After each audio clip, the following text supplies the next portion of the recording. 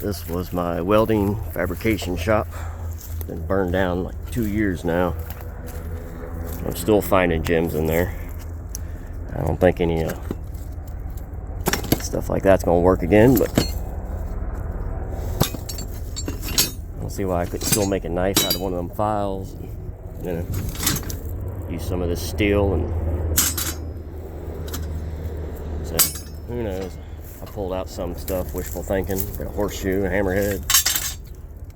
But today, I'm opening up some toolboxes for the first time. See, I've been pulling stuff. This was a nasty, nasty fire, as you can see. I just thought it'd be kind of neat to film some of this stuff. I lost so many power tools. These are just the ones I couldn't scrap.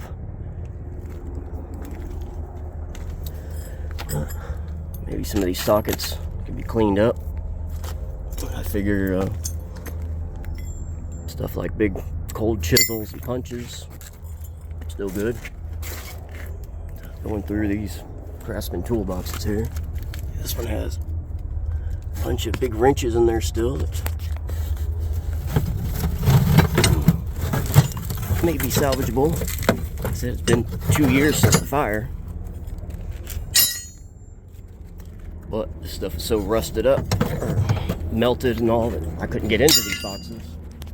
Now it's rusted enough that I can get into them. I wasn't laughing this much when it happened. I lost my business. My old man always told me, you can't go wrong investing in tools. Even if you have to not profit on the job, buy the tools to do the job. At least at the end of the job, you have the tools to do it next time. I did cover these up with a tarp here a little bit. I don't know how much that did. See, I can't open any of these boxes, but as you can see in here, lots of gems in there still. They don't look so bad. This one here I was able to get into some. Get some of the better stuff out. These went to my bandsaw that burned up. Yeah. One thing you don't really think about in a fire, at least I didn't think about, is when it's done, when the fire's over, it's not as simple as just shoveling up ash, because so much plastic and stuff in here melts that I literally had to take an axe and chop big blocks of ash and plastic and stuff out and pry it out little at a time. And the concrete floor here was knee high with just junk. You can see by these joist hangers up here, this did have a second story for storage down each side, and it was open here in the middle. All this wood went through the fire. I threw away the stuff on top that was burnt, but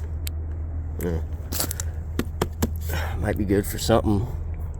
My neighbor was taking it, building a shed with a lot of it. I told him he could have all of it. Saved me dump runs. Still a lot of scrap metal here too I need to get on. I went for the copper and stuff at first. This was such a cool mower, little three-wheeled, tiny little mower, and the deck is a part of the body, so when you hit any kind of little hole in the yard, it scalped it. I wish I hadn't lost that. That was so cool.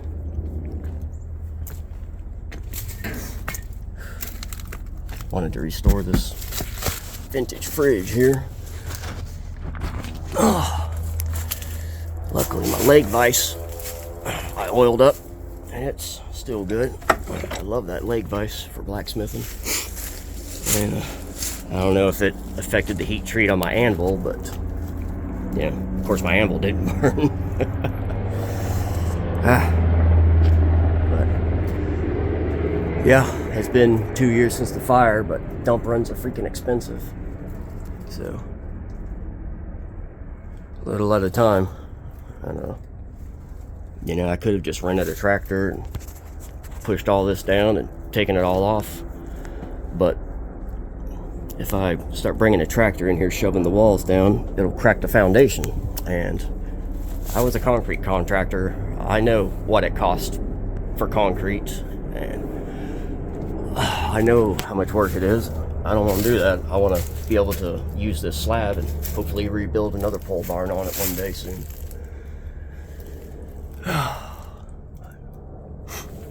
And this next door on the other side of that wall is my former home, my little cabin. And of course the flames ate through, and it's still standing and mostly dry except for right along the edge of this wall up here. But you know, it gutted everything inside. I had rough cut wood on the roof and T111 paneling for the walls. It all got blackened, and of course you'd never get that smell out.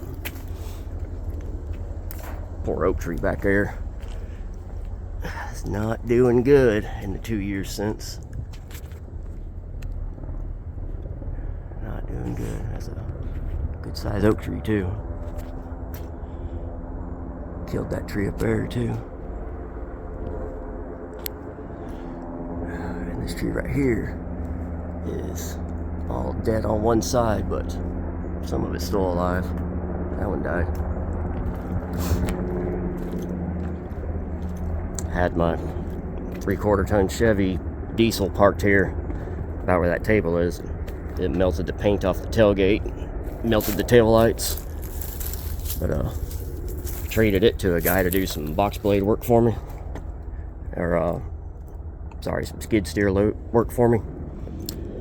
And he brought it home, got it running that night because it'd been sitting since the fire parked. Flushed the fuel tanks, and I seen it going down the road the other day. Still has the tail lights half melted off in the back. He's driving it like that. Anyway, hopefully some more of these tools are usable. A lot of these were my dad's tools and my grandfather's tools. In a 3-month period, my dad died, then my grandfather died, and the day after I got home from Kentucky at his funeral, everything I owned burned to the ground. So that was a rough 3 months.